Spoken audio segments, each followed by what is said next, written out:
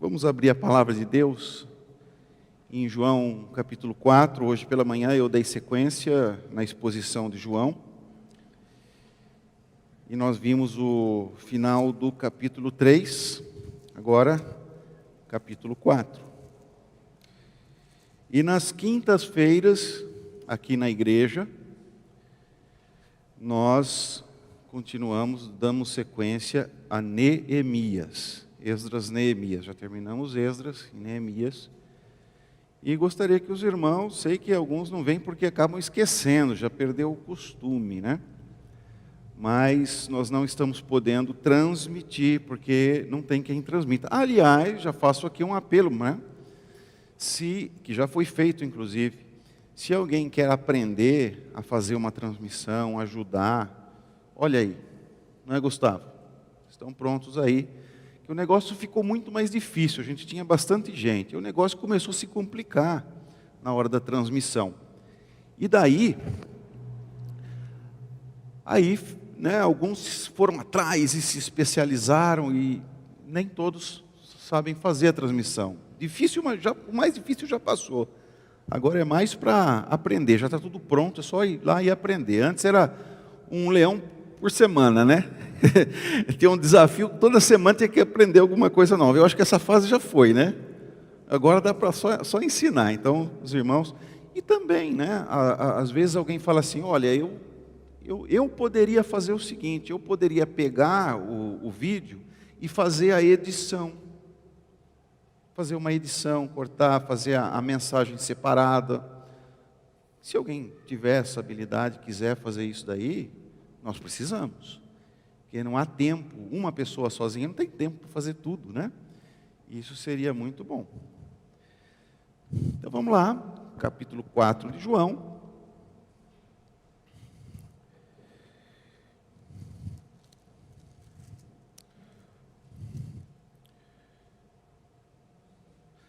A mulher de Samaria.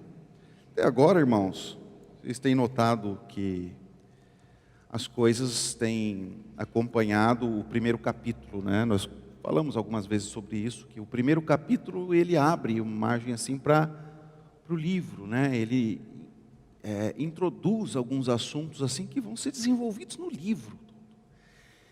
E uma outra coisa muito importante, eu creio até já ter dito alguma vez para os irmãos, mas como eu não gravo tudo, quando ouço uma vez só, creio que os irmãos também não, né?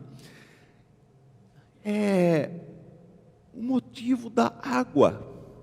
Olha só, as bodas de Caná da Galileia. As bodas. Bom, no capítulo 1 tem batismo. O batismo pressupõe água, né? No capítulo 2, nós temos as bodas em Caná, onde Cristo transformou água em vinho, né? Lá no comecinho do Evangelho, o primeiro sinal, né? Lá no final do Evangelho, quando ele morre, um soldado vem com a lança do seu lado, o que é que sai? Água e sangue. Aí depois nós temos aqui no capítulo 3, o Senhor Jesus dizendo a Nicodemos que importa nascer da água e do Espírito. Água e Espírito. No primeiro momento, água e vinho. Depois, água e Espírito. E aqui com a mulher de Samaria, água também. Vamos ver até onde nós chegamos hoje, na exposição do capítulo 4. Eu não vou, agora com relógio, né? Não vou maltratar vocês, não. Vamos com calma aqui. Capítulo 4. Quando, pois, o Senhor veio a saber que os fariseus tinham ouvido dizer que ele, Jesus, fazia e batizava mais discípulos que João, se bem que Jesus mesmo não batizava e sim seus discípulos, deixou a Judéia, retirando-se outra vez para a Galiléia. Era-lhe necessário atravessar a província de Samaria. Então agora eu quero, antes de continuar lendo, eu quero trazer uma noção aqui de geografia daquela terra para os irmãos. Judá A Judéia, aliás, ficava lá no sul. Então tem a Judéia. Quando você, deixa eu virar para cá, que é o que os irmãos têm em mente, né? O mapinha aqui. Imagina então que um rio, o grande mar, mar Mediterrâneo aqui, um rio e aquela faixa de terra que é Israel. Nessa faixa de terra, lá embaixo, né, onde termina o Rio Jordão, o Mar Morto, lá embaixo, fica a Judéia. A Galileia, você tem que subir todinho o Jordão até chegar no Mar da Galileia, que é um lago. Que o Mar Morto é salgado, mas o Mar da Galileia não.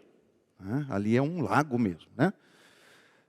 Tiberíades ou o Mar da Galileia. Lá em cima, o Mar da Galileia. O que tem à esquerda entre a Judéia e a Galileia? Samaria. Samaria está ali, entre a Judéia no sul, a Galileia ao norte, de um lado o Rio Jordão, de outro lado o mar. E do outro lado do Rio Jordão também era outra coisa. O que os judeus costumavam fazer? Porque judeus e samaritanos não entram num acordo.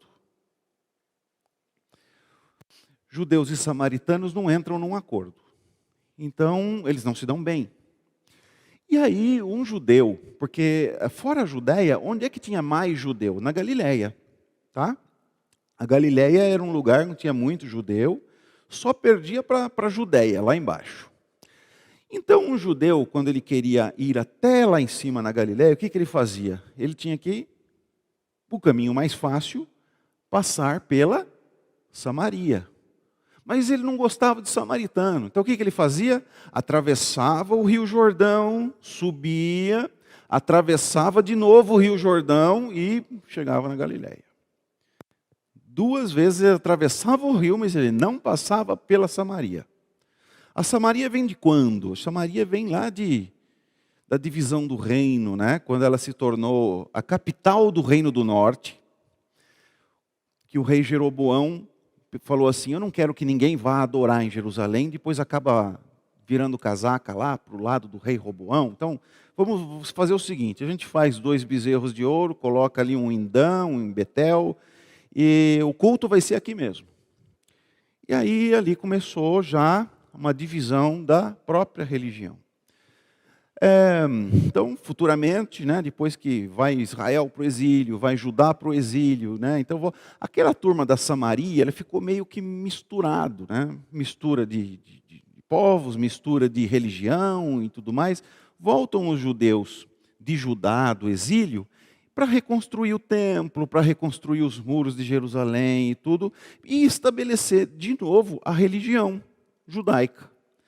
E teve, como a gente está estudando em Esdras e Neemias, né, aquela oposição. Desde o começo teve oposição, Neemias volta, tem oposição também. Os samaritanos não querem que eles reconstruam o templo, e é por uma questão política, por uma questão religiosa, e o negócio vai desenvolvendo mais 400 anos para frente, até chegar em Jesus, esse negócio não acabou ainda, eles ainda não se entendem.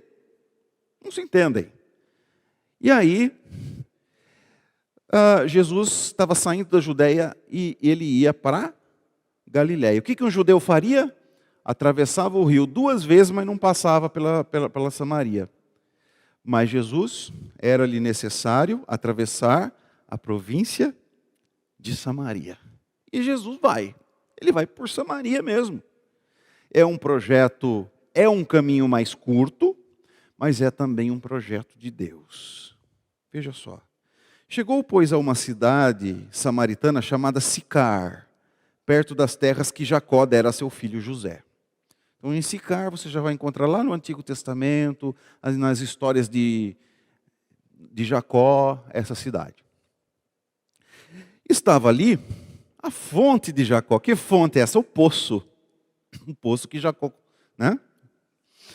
Cansado da viagem, assentara-se Jesus junto à fonte por volta da hora sexta. Que hora sexta é essa? Hora sexta é o meio-dia.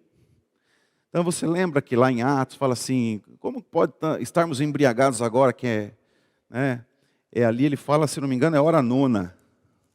A hora nona seria o quê? Umas 3 horas da tarde. Imagina alguém embriagado às 3 horas da tarde, né? Então, isso eles queriam dizer, nós não estamos, né? Então, a sexta hora A hora sexta era o que para nós aqui é o meio-dia, né? Então, estava cansado, Jesus parou junto ao poço. E os irmãos lembram que eu falei uma vez, né? O que é a figura do poço, ela está relacionada com o quê no Antigo Testamento? Com casamento. E foi justamente ali no poço que Jacó conheceu quem? Ele conheceu a sua esposa, não é? Tudo bem, que ele ainda ia trabalhar para ela, ia receber outra no lugar, toda aquela história, mas foi ali no poço que ele conheceu. Então Jesus, de repente, com toda essa bagagem, um judeu, né, e um crente deveria também ter toda a bagagem do Antigo Testamento e lembrar dessas figuras, né? E de repente Jesus vai encontrar uma mulher no poço, o que vai sair daí?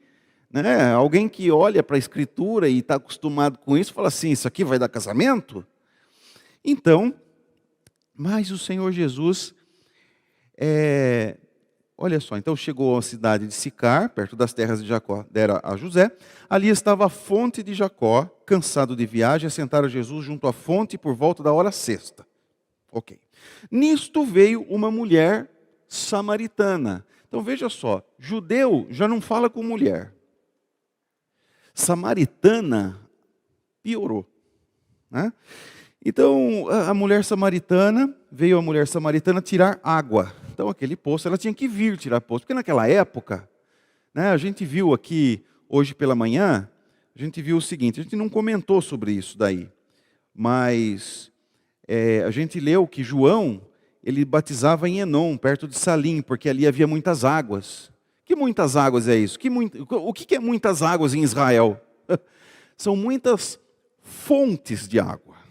Tá? São fontes de água. Porque, como essa mulher aqui, que vai até o poço buscar água, imagina, no meio-dia, buscar água num poço, né? Tem que carregar aquilo debaixo do sol. Então, não tinha água encanada, água tratada, filtro, não tinha nada dessas coisas. Então, eles tinham que né, ir lá até a água, buscar a água. E quando se fazia batismo, também fazia-se ou junto de um rio, porque ali já tinha água, não é? E João também aproveitou essa região de Salim, porque ali era facilmente encontrada uma fonte de água. Então, essa mulher, ela tinha que ir até lá, mas não era ir até lá para beber água e depois voltar, ela tinha que levar água. A pessoa, toda vez que ela tivesse que sede, tinha que ir até lá, né? Então ela já levava água. Agora, como seria bom se essa mulher, para essa mulher, se ela não precisasse mais ter que buscar essa água, né? Hoje a gente já tem o encanamento, a gente tem tudo prontinho, era tudo fácil. A água chega na nossa casa, entra num filtro, já sai pronta para a gente beber. Mas naquela época era difícil. Então a mulher samaritana, ela veio tirar água. E Jesus disse, dá-me de beber. Mas quando ele disse, dá-me de beber, não é só a água que implica aí. Sabe por quê? Porque um judeu nunca comia numa vasilha que foi usada por um samaritano. Ele nunca bebia num copo que já tinha sido usado por um samaritano. Mas lava. Não, a questão não é isso. A questão é a dureza mesmo do coração, o quanto eles, né, não tinha conversa entre eles. E Jesus, quando pede água para beber, ele está pedindo para essa mulher não só tirar a água do poço, da água que ela tirar, porque ele não tinha meios, ela desse a água para ele, mas também tinha o recipiente da água, né? Então essa mulher, ela fica assustada, né? Dá-me de beber, pois seus discípulos tinham ido à cidade para comprar alimentos. Então, quer dizer, Jesus estava sozinho ali. Jesus estava sozinho no poço e chega uma mulher sozinha no poço também. E então lhe disse a mulher samaritana, como sendo tu judeu, pedes de beber a mim, que sou mulher samaritana? Aí ele explica, um parênteses aqui, a notinha de rodapé, né, que puxa lá embaixo, fala, porque os judeus não se dão com samaritanos. Tá? Então vem essa pergunta. como é que tu, sendo judeu, pedes de beber a mim, que sou mulher samaritana? Então, além de ser mulher, ela era samaritana. Como pode, né? Então fica essa questão ali para essa mulher. Então Jesus fala assim, ó, se conheceras o dom de Deus, e quem é o que te pede, dá-me de beber, tu lhe pedirias e ele te daria água viva. O que é água viva, né? A gente conhece água viva, que é um bicho que fica no mar e que a gente tem um azar grande quando encontra, né? Mas essa água viva, que é uma expressão já bem utilizada, né, na época, significa água corrente. Água corrente é uma água que está sempre fluindo daí. Ela sempre flui daí. E aí a pessoa, essa água viva, né? É Jesus que daria. Então essa mulher já não entende. É claro que Jesus não está falando da água de verdade, né? Ele está falando de uma água viva. Coisa que depois, mais para frente, o Evangelho vai explicar melhor, né? Que se trata do Espírito Santo, que do seu interior fluirão rios de água viva, e que isso se refere ao Espírito Santo. Mas aqui Jesus está fazendo esse trocadilho mesmo, que é justamente para fazer a mulher pensar. Tem um mal entendido, né? Às vezes no Evangelho a gente encontra os mal entendidos. Como que é assim? É que como Nicodemos, no capítulo 3, Nicodemos, mas como pode alguém nascer de novo, vai entrar no ventre da mãe e vai nascer de novo? Como que é esse nascer de novo? Então quer dizer que tem aquele mal entendido primeiro, para depois explicar. E aqui também tem um mal entendido, né? Quer dizer, Jesus faz de propósito. Ele fala de uma água que é viva, corrente, contínua, e que essa mulher, se ela soubesse quem era Jesus, é ela que pediria a água viva. Então, né? Fica essa questão, mas como, né?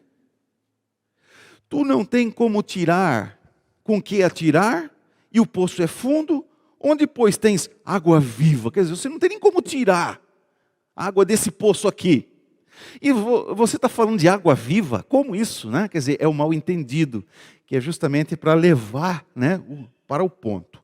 Aí diz, és tu, porventura, maior do que Jacó, nosso pai, que nos deu o poço, do qual ele mesmo bebeu, e bem assim os seus filhos e o seu gado? Quer dizer, essa gente de Samaria, elas conheciam, né? Conheciam as histórias, achavam até que adoravam o mesmo Deus, né? O Deus Yahvé, o Deus verdadeiro. Mas era de um jeito errado, né? Porque eles tiveram que mudar o local, eles tiveram que mudar o jeito, eles tiveram imagens, né, de bezerros de ouro para adoração, e só chamava aquele bezerro de Yahvé, o que é uma afronta a Deus, né? Mas enfim, eles conheciam as histórias, conheciam o Pentateuco, conheciam, né, a lei, e sabiam das histórias de Jacó e tudo mais. És tu maior do que Jacó? Porque Jacó, ele é que tinha dado aquele poço, né? Ele fez os poços ali. E ela falou assim, é maior do que Jacó? Porque é alguém que dá água constante, né? Mas olha, a pergunta é interessante, porque Jesus é maior do que Jacó mesmo. Hoje a gente pega o texto, vai lendo, a gente já sabe, mas aquela mulher não sabia. E de fato, se ele pudesse dar essa água viva, ele seria maior do que Jacó.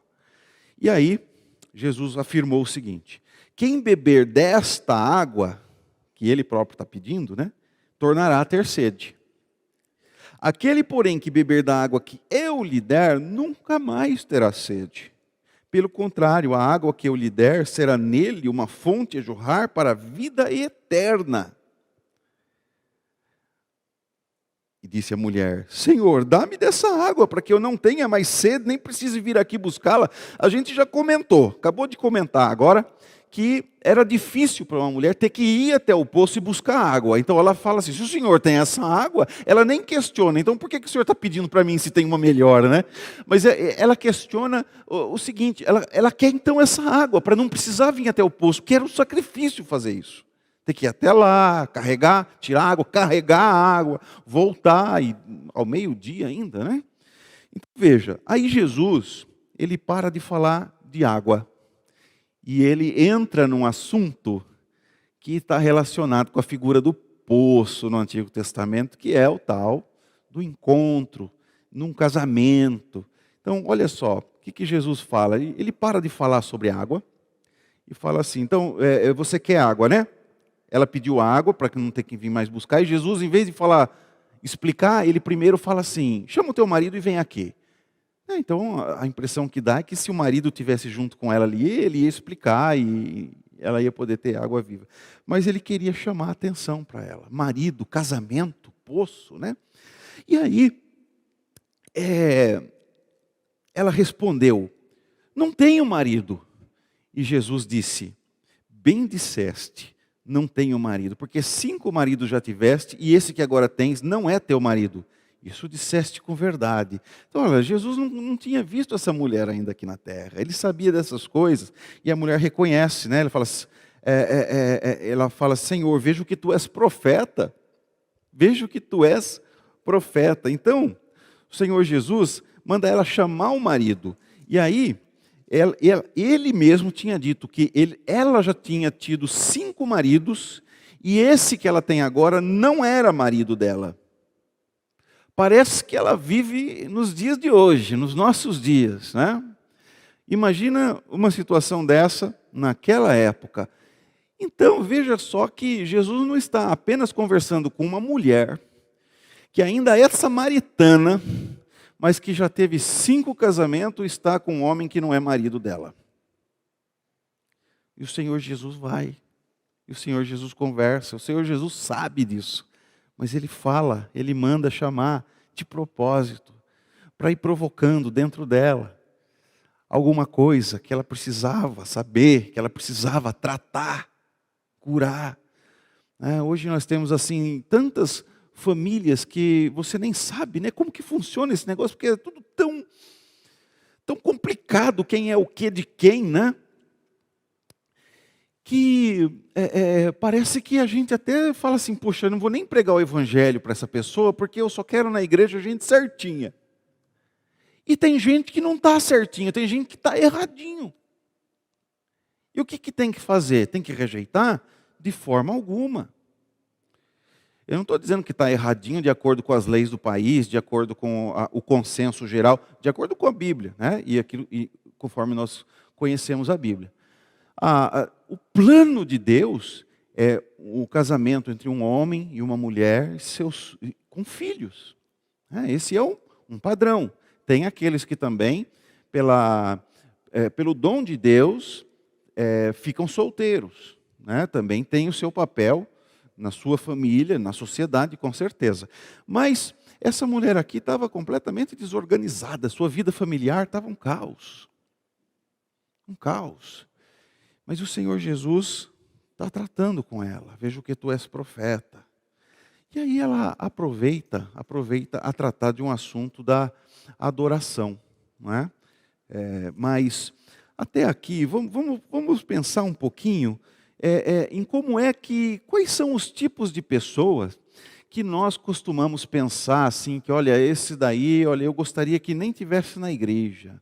Porque são pessoas que serão aceitas na igreja. Vocês lembram que a palavra de Deus, ela tem como padrão de Deus um casamento monogâmico. E na época em que se pregava o evangelho fora de Israel e ia aos confins da terra, depois da vinda de Jesus, e que Cristo mandou mesmo a pregar até os confins da terra, eles pregavam para todos os povos, e tinham povos que eram polígamos. Então eles encontravam famílias assim, onde um homem tinha diversas mulheres, e os filhos dele, tinham os filhos de uma mulher, da outra mais, e assim por diante. O que eles faziam? Eles iam abandonar, falavam assim, não, você não serve para a igreja. Não, eles eram evangelizados. Eram evangelizados com o mesmo evangelho. Agora, sim, a gente sabe disso, porque é até estranho a gente falar assim que o presbítero tem que ser marido de uma só mulher, né? Mas naquela época que Paulo escreveu isso, o bispo, né, que ele usa a palavra bispo, o bispo seja marido de uma só mulher, naquela época não era absurdo dizer isso. Porque ele não estava num contexto onde só existe casamento monogâmico. Não. Tinha gente que tinha se convertido e tinha diversas mulheres. O que vai fazer? Tudo bem. Vai ser alcançado pela graça de Deus, vai ter que assumir a sua responsabilidade para sempre, né, com essas mulheres, tudo, mas não vai poder ser bispo. O bispo tem que ser alguém casado com uma só mulher, né? Então era assim. E às vezes a gente também se pega perguntando e questionando, para quem pregar, né? E parece que a gente até procura aqueles que já estão prontos para ser crente. Olha, esse daqui daria um bom crente, porque parece até que já é. Mas, irmãos, às vezes não são esses. Às vezes esses vêm, é verdade, né? Você prega o evangelho, eles precisam também. Mas às vezes não são esses que Deus chama dentro do coração. Às vezes Deus chama aqueles que a gente menos espera e que parece que nunca vai dar nada na vida. Aqueles que são os piores bandidos, por exemplo, ou aqueles que são os mais promíscuos. Nós temos o exemplo de o maior teólogo, né, de toda a história da igreja pós-apostólica, que é Agostinho, bispo de Hipona. E Agostinho, antes de se tornar cristão, ele foi completamente depravado. Mas quando ele mudou mesmo. E existem pessoas assim. Então Deus chama, você não sabe. Lembra do nascer de novo? É como nascer do Espírito, porque é como o vento, aquele que nasce do Espírito. Por quê? Que o vento sopra onde quer, você não sabe de onde vem nem para onde vai. E ele diz, assim é o que é nascido do Espírito, nós não sabemos. Nós temos sim que pregar o Evangelho indistintamente, sem qualquer acepção de pessoas, porque a obra é de Deus. Pode ser que aqueles que parecem os melhores não venham, estou dizendo que sempre, mas pode ser. Pode ser também que aqueles que parecem aos nossos olhos os piores, Deus trabalha no coração de um modo que nós não podemos imaginar o que fez essa mudança lá dentro dessa pessoa, porque é coisa de Deus. Coisa de Deus. Então por que Jesus passou justamente pela Samaria? Porque ele precisava conversar com essa mulher. Ele trouxe à tona uma questão de pecado. Com isso, ele se revelou alguém especial. No caso, ela reconheceu pelo menos que ele era um profeta. Não é? Depois ela vai reconhecer mais que isso. Mas ela disse que é um profeta. Mas o fato é que quando alguém vai beber da água que Cristo dá, ou vai ter essa fonte para sempre, jorrando do seu interior, que é o Espírito Santo, é uma sede espiritual, não é a sede da água, porque o próprio Jesus estava pedindo água, ele que tinha água para a vida toda, ele estava pedindo água para aquela mulher, então quer dizer, não está falando da mesma água. Ele está usando esse jogo com as palavras para ensinar alguma coisa, para falar alguma coisa. Então, ali, Jesus começava a resgatar uma vida que vivia errado, mas que podia ser resgatada. E junto com outras pessoas que em toda parte do mundo creem no Senhor Jesus, ser feito noiva de Cristo. O que é bem pertinente, o fato de estar junto ao poço. E aí?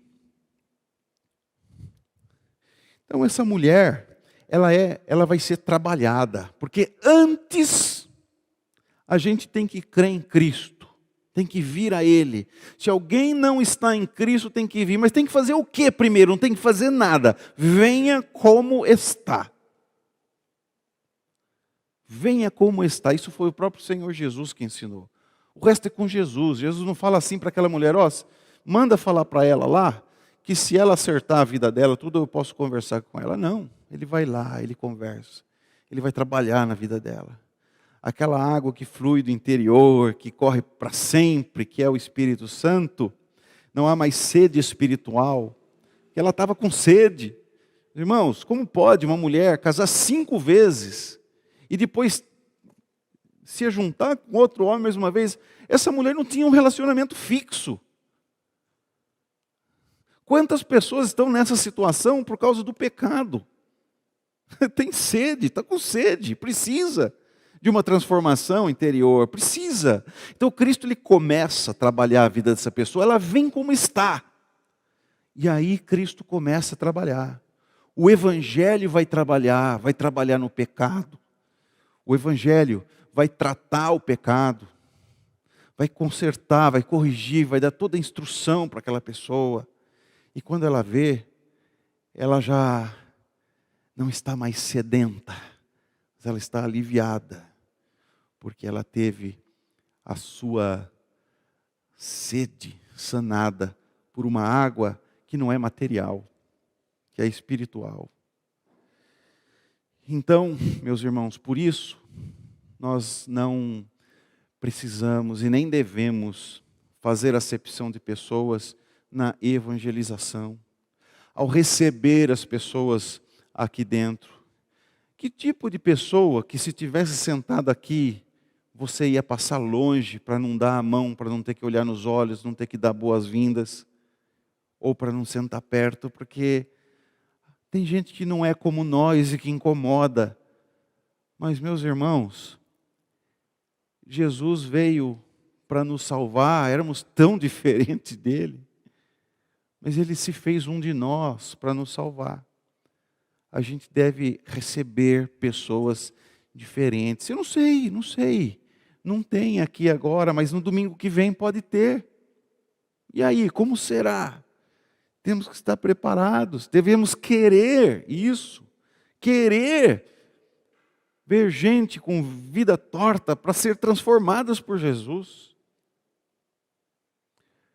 para acabar essa sede que um consultório de psicologia não pode resolver. Eu não sou contra, não, de forma alguma, incentivo, né? Quem precisa fazer uma terapia, que faça mesmo. Mas eu estou dizendo que às vezes as terapias, elas acontecem por quê? Por falta de obediência à palavra de Deus. Para tirar aquela sensação de culpa. Você pode tirar a sensação, mas isso não acaba com a culpa, isso não acaba. Então tem gente que procura pelos motivos errados. E essa sede só vai ser sanada por Jesus, pelo Evangelho, pela sua graça, pelo seu Espírito Santo, que vai habitar para sempre a vida dessa pessoa, e sanar essa sede louca, terrível, em que as pessoas vivem sem saber. Quantos relacionamentos gastam? Eu não sei, aqui na igreja pode ter relacionamentos desgastados. Pode ter relacionamentos precisando de um novo ânimo. Retomar o amor, a amizade. Por isso que nós devemos sempre tomar cuidado. Somos crentes, agora nada pode acontecer com a gente. Pode. Fiquemos atentos. Fiquemos atentos, porque o princípio do adultério é quando a gente deixa de manter o nosso casamento aquecido. Aquele que é casado, que é casada, mantenha o seu casamento. Faça surpresas, faça um agrado, sempre mantenha o romantismo, porque as pessoas às vezes vêm até Jesus e depois esquecem de tudo que Jesus ensinou, não é? Jesus, ele tem uma obra na vida de tantas pessoas que não conhecem, mas aqueles que já conhecem também, olha, a culpa não é de Jesus. Alguma coisa alguém esqueceu de alguma coisa que Jesus ensinou. Tem que retomar. Tem que beber da água que Cristo dá, para nunca mais ter sede. Não é verdade, irmãos? Que Deus nos ajude na nossa incapacidade e Ele nos estenda a sua mão para nós seguirmos a caminhada sem jamais ficarmos tão acostumados com o Evangelho que até ele passa despercebido e não mova mais o nosso coração. Amém.